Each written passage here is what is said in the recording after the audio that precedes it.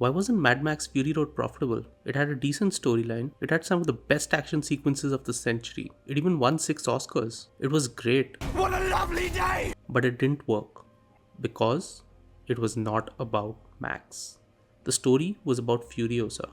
This was the one thing George Miller needed to fix for the next one. And what does he go and do? Cut him out of the film completely. Genius. To be fair, Furiosa, Mad Max Saga still turned out to be a pretty good movie. So why did it flop? There are 5 reasons. The original Mad Max was based on a simple concept. A person driven mad with rage. A person who wants revenge. That's it. Furiosa had a similar concept. She is angry. She wants revenge. That's it. At a time where every movie strives to have a complicated plot, this one was simple. Still, no one wants to watch it. Why? It's a Mad Max saga with no Mad Max. The movie title was clickbait, and everyone just loves to hit clickbait. There's absolutely no doubt in my mind that this will be one of the best movies of the year. There is also no doubt in my mind that this movie will struggle to turn a profit. Tragic. On to the next reason. When did Fury Road come out? Take a wild guess. It was 9 years ago. And when did the last actual Mad Max movie come out? 1985. It's safe to say the franchise was not fresh in our memory. The trailers for Furiosa couldn't generate much hype since they were focusing on a side character most people didn't remember or care about. The marketing for this movie was non-existent. Add to this the fact that they recasted Furiosa and cut out the titular character from his own series. And what you get is a recipe for disaster. This next reason had a big part to play in why the film flopped too. In fact, it affects every single theatrical release nowadays. In 2012, The Avengers premiered at the box office in April.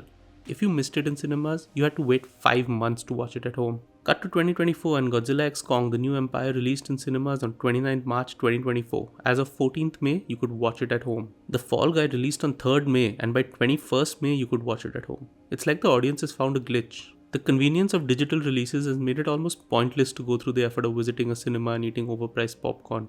Yeah, the big screen experience might be worth it for some movies, but for most it isn't. That's habit forming. And speaking of habits, we now have to talk about a habit that Hollywood is failing to let go of. The habit of creating prequels that already have a defined outcome. Prequel fatigue is real. Why can't they get it? It's very hard to build tension when everyone already knows how things are going to end up. For example, I bet very few people wondered why Furiosa was missing an arm in Fury Road. How many even remembered she didn't have an arm? The scene where she loses her arm is phenomenal. It would have had so much impact if you couldn't see it coming from a mile away. And this brings us to the final and probably the biggest reason why Furiosa, like many others, has flopped. It was The Undertaker. This, my friends, is what professionals call a bait and switch. You promise something and deliver something else, usually a lot worse. That's what a lot of modern day Hollywood movies have been doing recently.